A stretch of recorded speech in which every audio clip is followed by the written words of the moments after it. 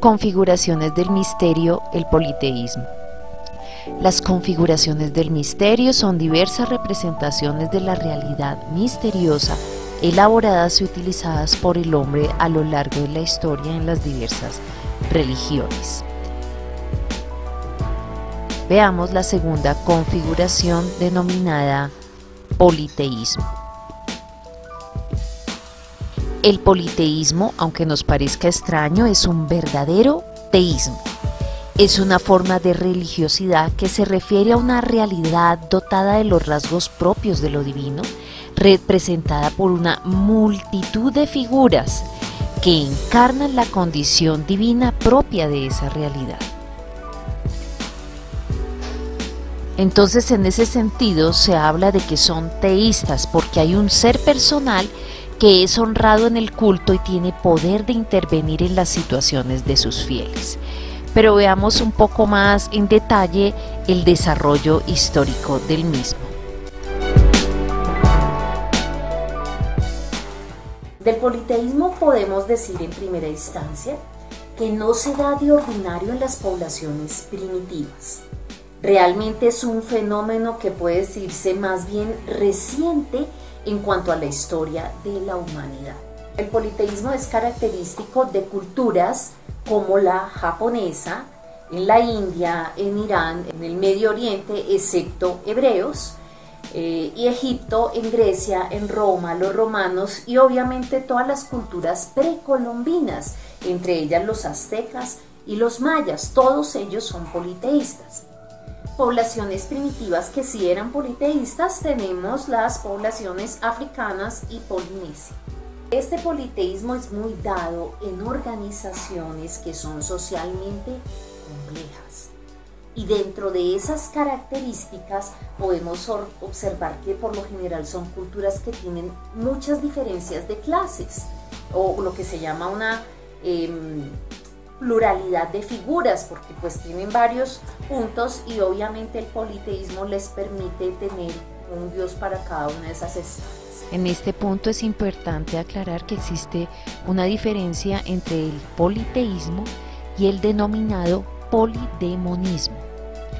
Este polidemonismo es una representación de la potencia no propiamente religiosa, en la que aparece un verdadero pandaemonium, que son una clase de figuras del poder sin contornos precisos y arbitrariamente activas.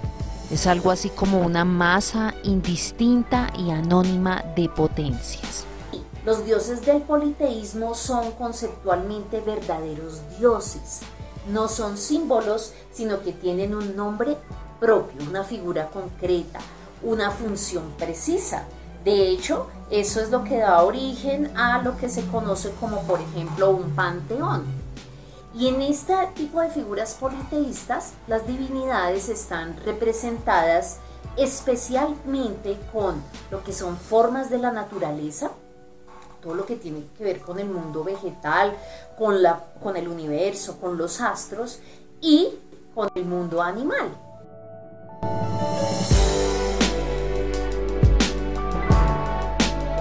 Los dioses tienen dos propiedades: ser distintos al hombre y lo que él controla. Y la otra característica es que tienen que tener realmente un significado para el hombre, son próximos a él.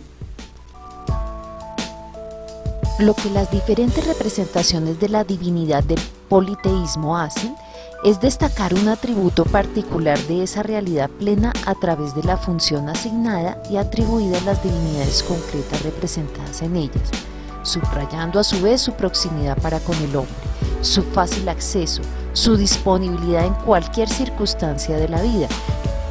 Las personas sienten cercanos sus dioses, tienen a alguien a quien acudir.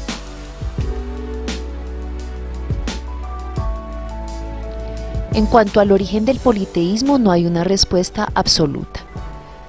Se debate si es un punto intermedio entre las etapas inferiores de configuración de potencia, entre ellas magia, animismo y polidemonismo, y la etapa que se considera superior, que es el monoteísmo.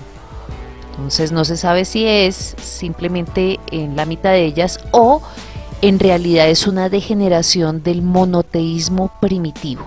Muchos apuntan a esta última opción. De todas formas, dejando esas discusiones del origen, podemos decir que el politeísmo sí tiene un valor religioso como configuración del misterio.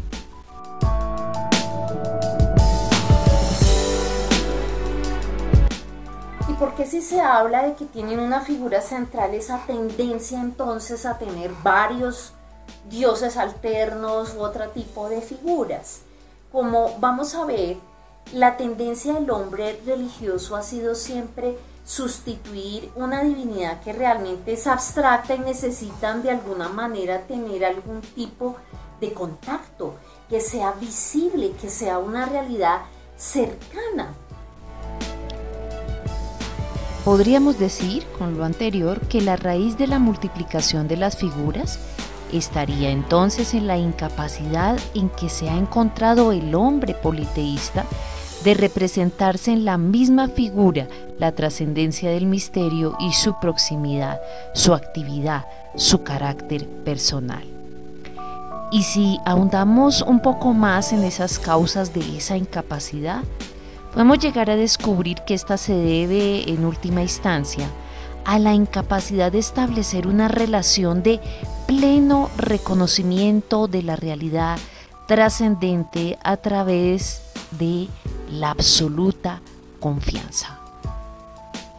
Adicionalmente, en la multiplicación de figuras de la potencia y en la representación cercana y palpable para el hombre, no es difícil descubrir el deseo humano de influir en alguna manera sobre esa divinidad trascendente y ponerla a su servicio, aunque pues no por el medio mágico sino religioso, pero de todas formas es como un buscar cómo hacerle más accesible al hombre, a sus ruegos, a sus necesidades concretas. Es por eso que requieren de figuras, no un absoluto. El ser humano se relaciona como persona y necesita esa comunicación con algo que lo haga sentirse cercano, con confianza.